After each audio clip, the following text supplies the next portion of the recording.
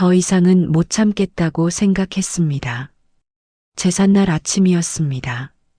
상은 다 차려져 있었고 저는 숟가락을 들고 있다가 내려놨습니다.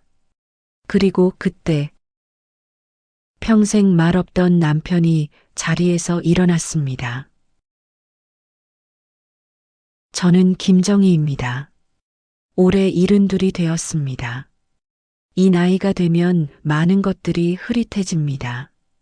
어제 먹은 저녁 반찬이 생각나지 않을 때도 있고 방금 찾으려던 물건이 무엇이었는지 까맣게 잊을 때도 있습니다. 그런데 이상하게도 제삿날 아침 풍경만큼은 너무나 선명합니다. 마치 어제 일처럼 말입니다. 제삿날 아침이면 남편은 늘 마루에 앉아 있었습니다. 저는 새벽 5시부터 부엌에 서 있었고 그 사람은 6시쯤 되면 마루에 나와 앉았습니다. 신문을 펼쳐 들고 있거나 그냥 마당을 바라보고 있었습니다. 몸은 분명 거기 있었지만 제삿날만큼은 없는 사람처럼 지냈습니다. 저는 그게 당연하다고 생각했습니다. 시어머니가 돌아가시고 나서 20년이 넘도록 명절과 제삿날은 제 몫이었습니다. 시아버지 제사, 시어머니 제사, 명절 차례까지 1년에 5번은 그렇게 새벽부터 부엌에 섰습니다. 저는 24장을 붙여야 했고 나물은 5가지를 무쳐야 했습니다. 생선은 늘 조기와 갈치 2가지를 준비했고 탕국은 쇠고기로 끓였습니다. 과일은 대추, 밤, 배, 사과, 곶감 5가지를 깎고 다듬었습니다. 한지에 정갈하게 싸서 제기에 담았습니다. 손이 저리고 허리가 아파도 저는 한 번도 힘들다는 말을 입 밖에 낸 적이 없습니다. 어른이니까 당연히 해야 하는 일이라고 믿었습니다. 우리 세대는 그렇게 배웠습니다. 참는 것이 미덕이고 견디는 것이 사랑이라고 말입니다. 남편 김영수는 저보다 3살 위입니다. 말수가 적고 온순한 사람입니다. 화를 내는 모습을 본 적이 없고 목소리를 높이는 법도 모릅니다. 50년을 함께 살았지만 우리는 많은 대화를 나누지 않았습니다. 그래도 괜찮았습니다. 말이 없어도 살아가는 데는 지장이 없었으니까요. 아들 현수는 48입니다. 눈치가 빠른 편이지만 앞에 나서는 성격은 아닙니다. 그 아이도 아버지를 닮았는지 말이 많지 않습니다. 어머니가 제사 준비를 하면 그저 시간 맞춰와서 절을 하고 갔습니다. 며느리 박미영은 45입니다. 실용적이고 자기 생각이 뚜렷한 사람입니다. 처음 우리 집에 왔을 때부터 그랬습니다. 어머니, 요즘은 간소하게 하는 게 대세잖아요. 며느리는 가끔 그런 말을 했습니다. 나쁜 뜻으로 한 말은 아니었을 겁니다. 그냥 요즘 사람들이 그렇게 산다는 뜻이었겠지요. 하지만 그 말을 들을 때마다 저는 제가 무언가 시대에 뒤떨어진 사람처럼 느껴졌습니다. 원래 이렇게 하는 거잖아요. 며느리는 그렇게 말하곤 했습니다. 제가 뭔가 다르게 하려고 하면 늘 그 말이 돌아왔습니다. 제사상을 차리는 것도 명절 음식을 준비하는 것도 모두 원래 그렇게 하는 것이었습니다. 그러니 제가 해야 한다는 뜻이었습니다. 이상한 일입니다.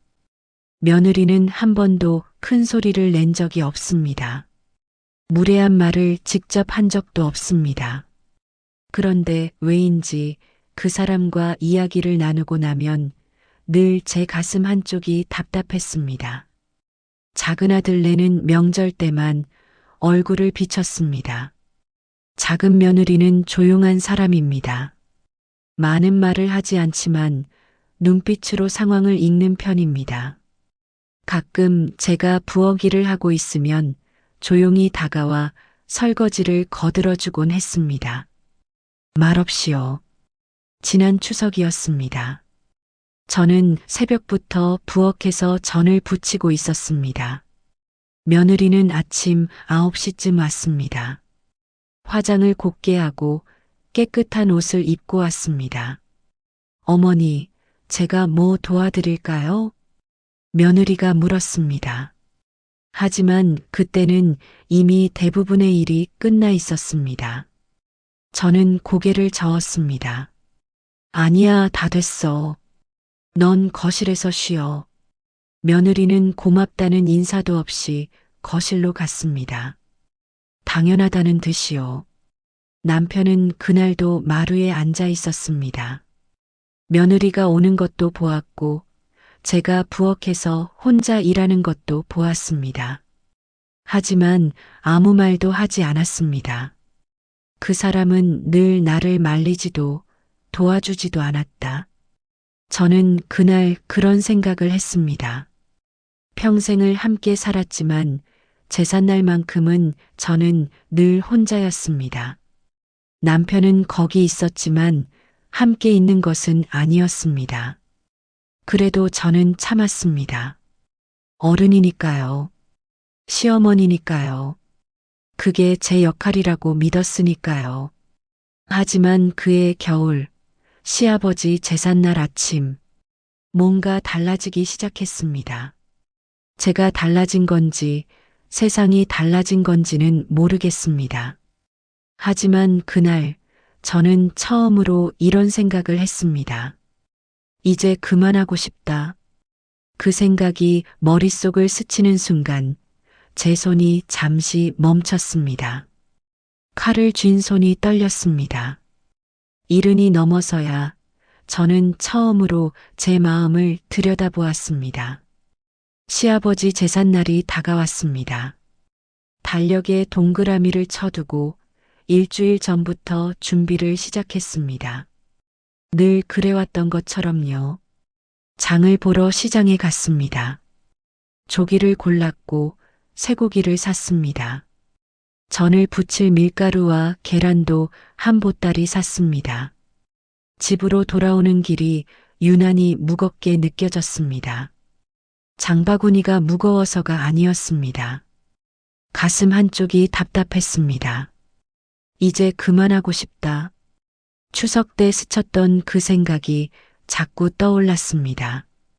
저는 고개를 저었습니다. 안 되는 생각이었습니다. 어른이 그런 생각을 하면 안 됩니다. 제삿날 전날 저녁이었습니다. 저는 부엌에서 나무를 다듬고 있었습니다. 시금치를 씻고 도라지를 찢고 고사리를 삶았습니다. 손이 저절로 움직였습니다.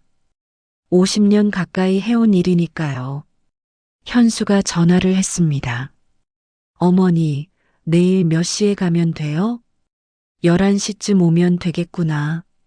네, 알겠습니다. 짧은 통화였습니다. 아들은 제사 시간만 물었습니다. 어머니가 준비하느라 힘들지는 않은지 도와줄 일은 없는지 묻지 않았습니다. 저는 전화를 끊고 다시 나무를 다듬었습니다. 괜찮다고 생각했습니다. 원래 그런 거니까요. 남편은 거실에서 텔레비전을 보고 있었습니다. 드라마 소리가 들렸습니다. 저는 부엌에서 혼자 일했고 남편은 거실에서 혼자 쉬었습니다. 우리는 같은 집에 있었지만 따로 있었습니다. 제삿날 새벽 5시였습니다. 알람이 울렸습니다. 저는 일어나 부엌으로 갔습니다. 앞치마를 두르고 불을 켰습니다. 전을 부치기 시작했습니다. 지짐이 1장, 2장, 3장 쌓여갔습니다. 기름 냄새가 집안에 가득했습니다. 손목이 아팠지만 멈출 수 없었습니다. 24장을 다 붙여야 했으니까요. 6시가 되자 남편이 마루로 나왔습니다.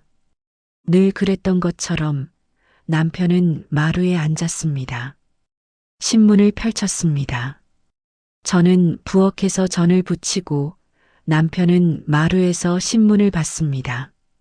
여보, 저는 남편을 불렀습니다. 처음 있는 일이었습니다. 제삿날 아침 제가 먼저 남편을 부른 적은 없었습니다. 남편이 신문에서 눈을 들었습니다. 무슨 일이야? 힘드네요. 그 말이 입 밖으로 나왔습니다.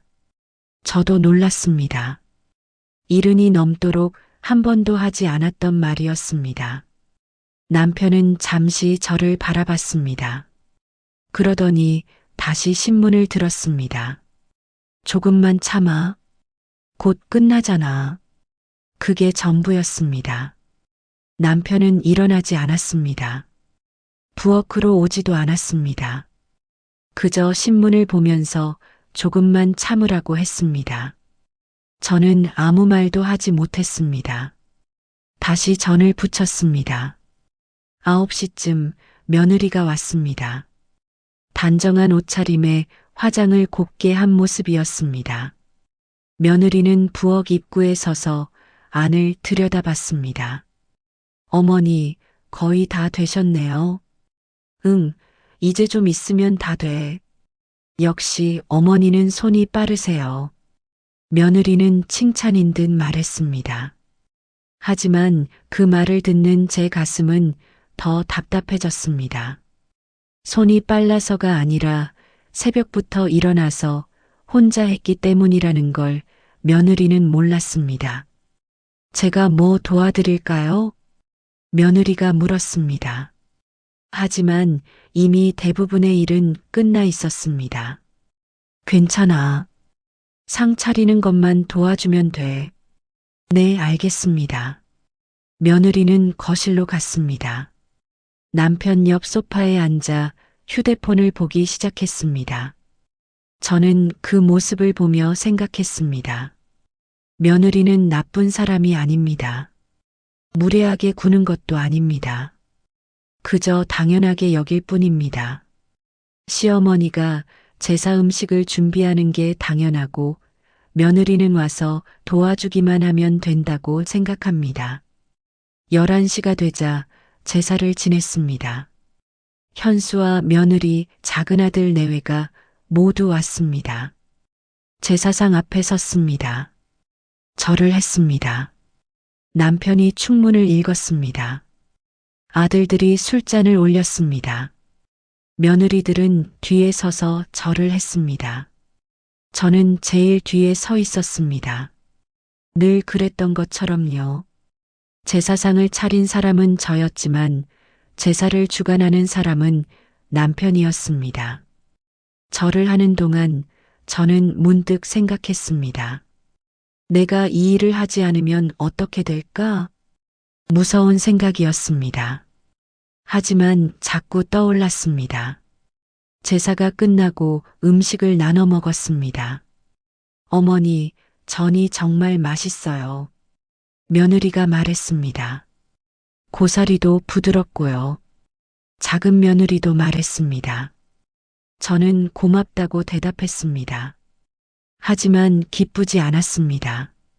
맛있다는 말이 위로가 되지 않았습니다. 차라리 누군가 힘드셨죠라고 말해주길 바랐습니다. 오후 2시쯤 모두 돌아갔습니다. 어머니 수고하셨어요. 현수가 인사를 했습니다. 며느리는 아무 말 없이 손만 흔들었습니다. 집이 조용해졌습니다. 저는 부엌에 앉아 설거지를 시작했습니다. 제기가 20개, 접시가 15개, 냄비며 프라이팬까지 한참을 씻었습니다. 남편은 거실에서 낮잠을 잤습니다. 제사를 지내느라 피곤했던 모양입니다. 저는 설거지를 하면서 울컥했습니다. 눈물이 나올 것 같았습니다. 하지만 참았습니다. 울면 안 됩니다. 어른이 그러면 안 됩니다. 설거지를 끝내고 부엌을 정리했습니다. 바닥을 닦고 행주를 빨았습니다. 모든 게 끝났을 때는 오후 4시였습니다. 저는 방으로 들어가 누웠습니다. 온몸이 저렸습니다. 허리가 아팠고 다리가 무겁고 손목이 시큰거렸습니다. 천장을 보며 생각했습니다. 말려주길 바란 적도 있었다. 남편이 그만하라고 말해주길 바랐습니다. 너무 힘들어 보인다고 걱정해주길 바랐습니다. 하지만 남편은 한 번도 그러지 않았습니다. 물어본 적이 있었습니다. 결혼한 지 10년쯤 됐을 때였습니다. 당신은 왜 아무 말도 안 해요? 남편은 이렇게 대답했습니다. 괜히 나섰다 더 복잡해질까봐. 그게 남편의 방식이었습니다. 갈등을 피하는 것, 복잡해지지 않게 조용히 있는 것, 그게 남편이 사는 방법이었습니다. 저는 그날 깨달았습니다. 남편은 제 편이 아니라는 것을요. 며느리의 편도 아니고 아들의 편도 아닙니다. 그저 아무 편도 아닌 채로 조용히 살아가는 사람입니다. 저는 천장을 보며 중얼거렸습니다. 이제 정말 그만하고 싶어. 이번엔 확실했습니다. 그만두고 싶다는 마음이 분명했습니다. 하지만 어떻게 그만둘 수 있을까요? 50년 가까이 해온 일을 어떻게 멈출 수 있을까요? 저는 눈을 감았습니다. 답이 보이지 않았습니다. 시아버지 제사가 끝나고 보름이 지났습니다. 저는 병원에 갔습니다. 손목이 계속 아팠기 때문입니다. 의사는 엑스레이를 찍어보더니 말했습니다. 손목 터널 증후군이 좀 심하시네요. 무리하신 거 아니에요? 집안일을 좀 했습니다. 당분간 손목에 무리 가는 일은 피하세요. 약 드시고 찜질하시고요. 의사는 처방전을 끊어주었습니다. 저는 약국에서 약을 받아 집으로 돌아왔습니다. 남편에게 말했습니다. 병원 다녀왔어요. 뭐라던데? 손목이 안 좋대요. 무리하지 말래요. 남편은 고개를 끄덕였습니다. 그래, 푹 쉬어. 그게 전부였습니다. 남편은 손목이 왜 아픈지 묻지 않았습니다. 무슨 일을 하다 그렇게 됐는지도 묻지 않았습니다. 저는 방으로 들어가 누웠습니다. 손목에 파스를 붙이고 천장을 보았습니다. 푹 쉬라고 했지. 하지만 어떻게 쉬란 말입니까? 한 달 뒤면 시어머니 제삿날입니다. 또 새벽부터 일어나 전을 부치고 나물을 무치고 탕국을 끓여야 합니다. 저는 눈을 감았습니다. 일주일이 지났습니다. 손목은 나아지지 않았습니다. 약을 먹어도 소용없었습니다. 칼을 쥘 때마다 손목이 저렸고 무거운 냄비를 들 때마다 손이 떨렸습니다. 그런데도 저는 집안일을 멈추지 못했습니다. 밥을 해야 했고 설거지를 해야 했고 빨래를 해야 했습니다. 멈출 수가 없었습니다. 어느 날 저녁 저는 부엌에서 저녁을 준비하고 있었습니다. 물을 썰다가 칼을 놓쳤습니다. 손목에 힘이 없어서였습니다. 칼이 바닥에 떨어졌습니다. 큰 소리가 났습니다. 남편이 부엌으로 왔습니다. 괜찮아? 네, 괜찮아요. 저는 칼을 주워 다시 물을 썰었습니다. 손이 떨렸지만 계속했습니다. 남편은 잠시 서 있다가 돌아갔습니다. 아무 말도 하지 않았습니다. 저는 그날 밤 잠을 이루지 못했습니다.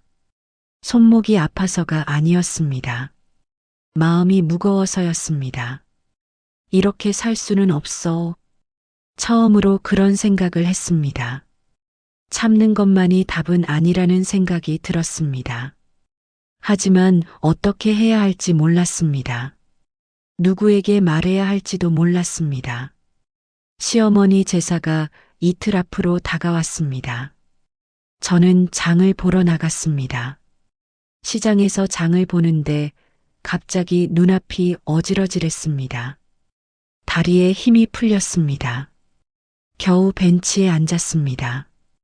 한참을 그렇게 앉아 있었습니다. 옆에 있던 아주머니가 물었습니다. 괜찮으세요? 네, 괜찮습니다. 얼굴이 안 좋아 보이는데요. 저는 고개를 저었습니다.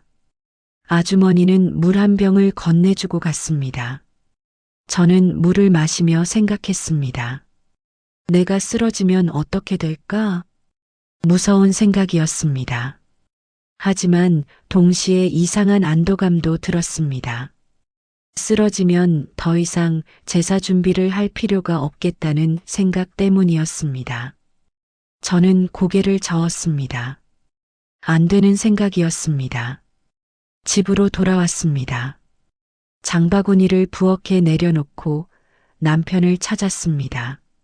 남편은 거실에 앉아 있었습니다. 여보, 응? 제사 준비 좀 도와줄 수 있어요? 저는 평생 처음으로 그렇게 물었습니다. 남편은 잠시 저를 바라봤습니다. 당황한 표정이었습니다. 내가 뭘 도와줘? 전 부치는 거라도요. 남편은 난처한 얼굴을 했습니다. 나는 그런 거 해본 적이 없잖아. 배우면 되잖아요. 글쎄 괜히 나섰다가 망치면 어떡해. 저는 아무 말도 할 수 없었습니다. 예상했던 대답이었습니다. 하지만 들으니 가슴이 무너졌습니다. 그냥 내가 할게요. 저는 부엌으로 돌아왔습니다. 눈물이 날 것 같았지만 참았습니다. 제삿날 새벽이었습니다. 알람이 울렸습니다. 저는 일어나려고 했습니다. 하지만 몸이 말을 듣지 않았습니다. 손목이 너무 아팠고 온몸이 무겁고 머리가 어지러웠습니다. 그래도 일어나야 했습니다. 저는 이를 악물고 부엌으로 갔습니다. 전을 부치기 시작했습니다. 한 장, 두 장, 손목이 비명을 지르는 것 같았습니다. 프라이팬을 들 때마다 손이 떨렸습니다. 6장을 붙였을 때 저는 주저앉았습니다. 더 이상 할 수 없었습니다. 몸이 움직이지 않았습니다. 바닥에 앉아 울었습니다. 소리 없이 눈물만 흘렸습니다. 남편이 부엌으로 왔습니다. 왜 그래? 저는 대답하지 못했습니다. 그저 고개를 저었습니다. 남편은 제 옆에 쪼그리고 앉았습니다. 한참을 아무 말 없이 있었습니다. 힘들었구나. 남편이 말했습니다. 작은 목소리였습니다. 저는 고개를 끄덕였습니다. 말을 하면 울음이 터질 것 같았습니다. 남편은 일어나지 않았습니다. 저와 함께 부엌 바닥에 앉아 있었습니다. 미안해. 남편이 말했습니다. 저는 남편을 바라봤습니다. 50년을 함께 살았지만 남편의 그런 얼굴은 처음 봤습니다. 미안해하는 얼굴, 후회하는 얼굴. 이제 어떻게 하지? 저는 물었습니다. 남편에게 묻는 것인지 제 자신에게 묻는 것인지 모르겠습니다. 남편은 한참을 말이 없었습니다. 모르겠어. 남편의 대답이었습니다. 솔직한 대답이었습니다. 우리는 부엌 바닥에 앉아 말없이 있었습니다. 9시가 되었습니다. 현수에게서 전화가 왔습니다. 어머니, 지금 출발하려고 하는데요. 저는 전화를 받지 못했습니다. 남편이 대신 받았습니다. 응, 현수야. 오늘 제사 못 지낼 것 같다. 전화 너머로 현수의 당황한 목소리가 들렸습니다. 네.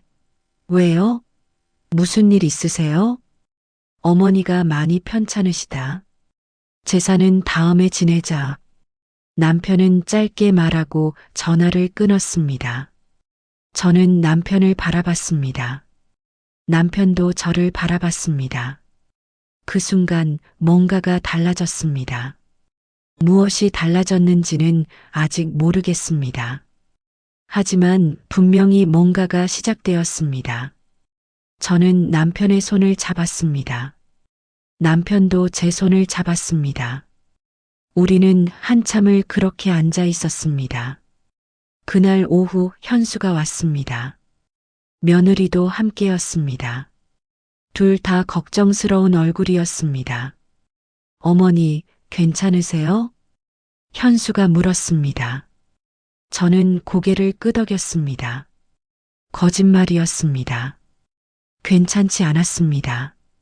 하지만 괜찮다고 말하는 게 익숙했습니다. 남편이 대신 말했습니다. 어머니 손목이 많이 안 좋으시다. 병원에서 무리하지 말래. 현수는 제 손목을 보았습니다. 그렇게 아프셨어요? 왜 말씀 안 하셨어요? 저는 대답하지 못했습니다. 말해봤자 소용없다고 생각했기 때문입니다. 며느리가 말했습니다. 그럼 제사는 어떻게 하려고요? 다음에 지내면 되지. 남편이 말했습니다. 단호한 목소리였습니다. 평소에 남편답지 않았습니다. 며느리는 잠시 망설이다가 말했습니다. 원래 제삿날에 지내는 거 아니에요? 사람이 먼저지 제사가 먼저냐? 남편의 대답이었습니다. 저는 남편을 바라봤습니다. 50년 만에 처음 듣는 말이었습니다. 현수가 말했습니다. 아버지 말씀이 맞습니다. 어머니 건강이 우선이죠. 며느리는 더 이상 말하지 않았습니다.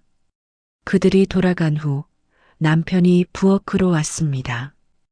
배고프지? 저는 고개를 끄덕였습니다. 남편은 냉장고를 열었습니다. 잠시 들여다보더니 라면을 꺼냈습니다. 라면 끓여줄게. 당신이요? 응. 남편은 냄비에 물을 받았습니다. 어설픈 손놀림이었습니다. 물을 너무 많이 붓고 스프를 넣는 타이밍도 틀렸습니다. 하지만 저는 아무 말도 하지 않았습니다. 그저 지켜봤습니다. 라면이 끓어 넘쳤습니다. 남편이 당황해서 불을 줄였습니다. 아, 이게 괜찮아요. 저는 웃었습니다. 오랜만에 웃는 것 같았습니다. 남편은 라면을 그릇에 담았습니다. 국물이 너무 많았지만 저는 맛있게 먹었습니다. 맛있어요. 거짓말. 정말이에요. 남편도 미소를 지었습니다.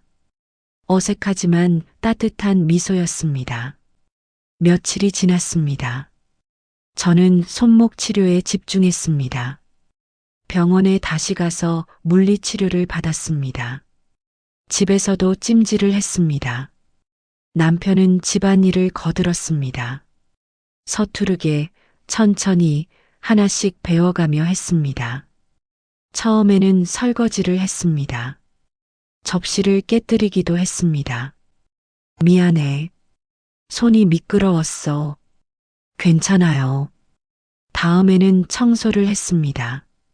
청소기를 돌리고 걸레질을 했습니다. 깨끗하진 않았지만 노력하는 모습이 보였습니다. 어느 날 남편이 장을 보러 가겠다고 했습니다. 뭐 사올까? 무하고 파 좀 사다 주세요. 남편은 메모를 했습니다. 잊어버릴까 봐였습니다. 1시간 후 남편이 돌아왔습니다. 무와 파뿐만 아니라 과일도 사왔습니다. 좋아하는 사과 샀어. 저는 가슴이 뜨거워졌습니다. 남편이 제가 사과를 좋아한다는 걸 알고 있었다는 게 신기했습니다. 고맙습니다. 뭘? 남편은 쑥스러운 듯 고개를 돌렸습니다. 일주일이 지났습니다. 현수가 다시 찾아왔습니다. 이번에는 혼자였습니다. 어머니, 제사 얘기 좀 하려고요. 저는 긴장했습니다. 어떻게 하면 좋을까요? 저희가 뭘 도와드리면 될까요? 현수의 질문이었습니다. 예상치 못한 질문이었습니다. 뭐, 제사 준비 어머니 혼자 하시는 거 이제 안 되잖아요. 저희가 나눠서 하면 어떨까 싶어서요. 저는 현수를 바라봤습니다. 48살이 된 아들이 새삼스럽게 느껴졌습니다. 그래도 되겠니? 왜 안 돼요? 당연한 거죠.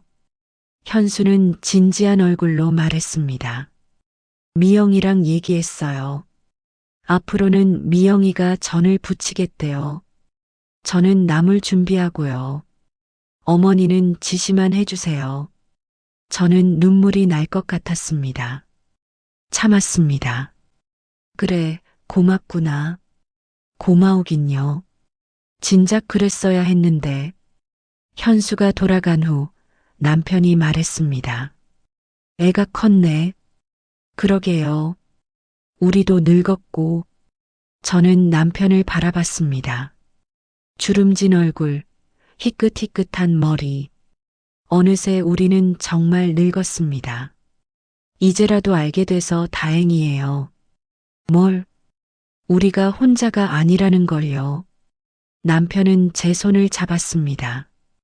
거칠고 따뜻한 손이었습니다. 보름 후 연기했던 제사를 지냈습니다. 며느리가 새벽부터 와서 전을 부쳤습니다. 서툴렀지만 정성스러웠습니다. 현수는 나물을 무쳤습니다. 간이 좀 싱거웠지만 먹을 만했습니다. 저는 옆에서 지켜봤습니다. 가끔 조언을 했습니다. 파는 좀 더 잘게 썰어.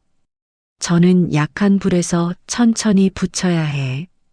며느리가 말했습니다. 어머니, 이거 진짜 어렵네요.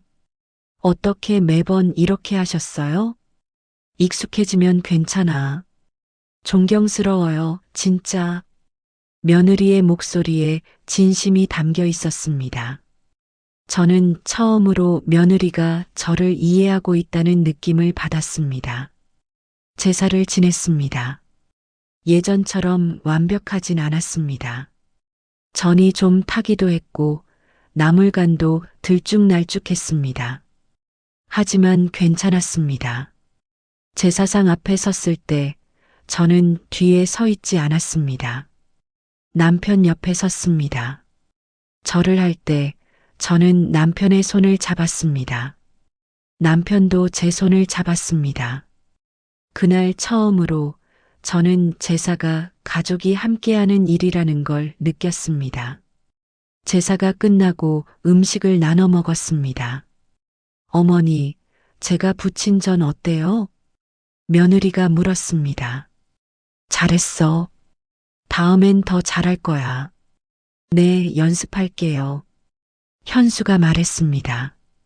아버지, 앞으론 아버지도 같이 준비해요. 남편은 당황한 표정을 지었습니다. 나도? 당연하죠. 아버지 제사인데. 남편은 저를 보았습니다. 저는 미소를 지었습니다. 그래요. 둘이서 하면 되죠. 남편도 천천히 고개를 끄덕였습니다. 그래야겠네. 모두 돌아간 후 저와 남편은 마루에 나란히 앉았습니다. 해가 지고 있었습니다. 저녁 노을이 하늘을 물들였습니다. 여보, 응? 고마워요. 내가 뭘? 그날 일어나줘서요. 남편은 한참을 말이 없었습니다. 나도 미안해. 너무 늦었지. 아니에요. 늦지 않았어요. 저는 남편의 손을 잡았습니다. 이제라도 함께 할 수 있잖아요. 남편이 제 손을 꽉 잡았습니다. 우리는 말없이 노을을 바라봤습니다. 50년을 함께 살았지만 그날 저녁 노을이 가장 아름다웠습니다. 평생 혼자 참아온 줄 알았는데 그날 처음으로 누군가 내 편에 서 있다는 걸 알았습니다. 그 사람은 늘 거기 있었습니다. 다만 우리가 서로를 보지 못했을 뿐입니다. 이제는 봅니다. 이제는 함께합니다. 겨울이 지나고 봄이 왔습니다. 손목은 많이 나아졌습니다. 물리치료를 꾸준히 받았고 무리하지 않았습니다. 칼을 쥘 때도 이제는 떨리지 않습니다. 남편은 여전히 서툽니다. 설거지를 할 때 물을 여기저기 튀기고 청소를 해도 구석은 남깁니다. 하지만 매일 합니다. 아침 설거지는 남편의 몫이 되었습니다. 오늘은 안 깨뜨렸어. 남편이 자랑스럽게 말합니다. 잘했어요. 저는 웃으며 대답합니다. 작은 일상이 달라졌습니다. 혼자 하던 일을 둘이 합니다. 말없이 지내던 저녁 시간에 짧은 대화를 나눕니다. 오늘 뭐 했어? 텔레비전 보고 산책 좀 했지. 날씨 좋던데 나도 같이 갈 걸 그랬네. 내일 같이 가자. 그래요. 짧은 대화지만 따뜻합니다. 명절이 다가왔습니다. 현수에게서 전화가 왔습니다. 어머니, 이번 명절은 저희 집에서 하면 어때요? 너희 집에서? 네.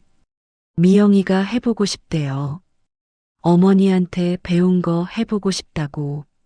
저는 놀랐습니다. 그래도 되겠니? 왜 안 돼요? 저희도 이제 배워야죠. 며느리가 전화를 바꿔받았습니다. 어머니, 제가 할 수 있을까요? 물론이지. 내가 도와줄게. 고맙습니다. 잘 배울게요. 명절 전날, 저는 현순의 집으로 갔습니다. 며느리가 장을 봐왔습니다. 재료를 다듬으며 물었습니다. 어머니, 저는 어떻게 부치는 게 제일 좋아요? 약한 불에서 천천히. 급하게 하면 타. 네, 알겠습니다. 며느리는 진지하게 들었습니다. 메모도 했습니다. 저는 옆에서 지켜보고 가끔 손을 보탰습니다. 직접 하진 않았습니다. 며느리가 배울 수 있도록 기다려 주었습니다. 어머니, 이렇게 하는 거 맞아요? 잘하고 있어. 진짜요? 응. 나보다 나을 것 같은데. 며느리가 웃었습니다. 수줍게 웃는 모습이 예뻤습니다. 명절 아침이었습니다. 저는 일찍 일어났지만 부엌으로 가지 않았습니다. 며느리가 하겠다고 했으니까요. 거실에 앉아 있는데 며느리가 부엌에서 전을 부치는 소리가 들렸습니다. 기름 지글거리는 소리, 뒤집게 닿는 소리. 남편이 제 옆에 앉았습니다. 괜찮겠어? 괜찮을 거예요. 도와줘야 하는 거 아니야? 기다려줘야죠. 남편은 고개를 끄덕였습니다. 잠시 후 며느리가 나왔습니다. 어머니, 전 다 부쳤어요. 한번 보실래요? 저는 부엌으로 갔습니다. 전이 가지런히 쌓여 있었습니다. 완벽하진 않았지만 정성이 보였습니다. 잘했네. 정말요? 응. 아주 잘했어.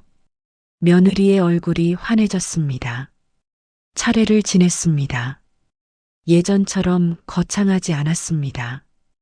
음식도 조금 줄였습니다. 하지만 정성은 그대로였습니다. 절을 하고 음식을 나눠 먹었습니다. 며느리가 말했습니다. 어머니, 이제야 알 것 같아요. 얼마나 힘드셨을지. 괜찮아. 다 지나간 일이야. 아니에요. 죄송해요. 진작 깨달았어야 했는데. 며느리의 눈이 붉어졌습니다. 저는 며느리의 손을 잡았습니다. 이제라도 알게 됐잖아. 그걸로 됐어. 며느리가 고개를 끄덕였습니다. 현수가 말했습니다.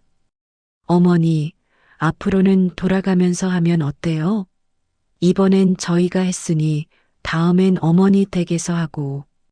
그래도 괜찮겠니? 당연하죠. 그게 맞는 거예요. 남편이 덧붙였습니다. 그래. 우리도 이제 편하게 하자. 저는 가족들을 둘러봤습니다. 아들, 며느리, 남편. 모두 저를 보고 있었습니다. 고맙습니다. 제 입에서 그 말이 나왔습니다. 어머니가 왜 고맙다고 하세요? 너희가 있어서, 함께 할 수 있어서. 잠시 정적이 흘렀습니다. 현수가 먼저 말했습니다. 저희야말로 고맙죠. 평생 우리 위해 고생하셨잖아요. 며느리도 말했습니다. 앞으로 잘할게요, 어머니. 저는 더 이상 말을 잇지 못했습니다.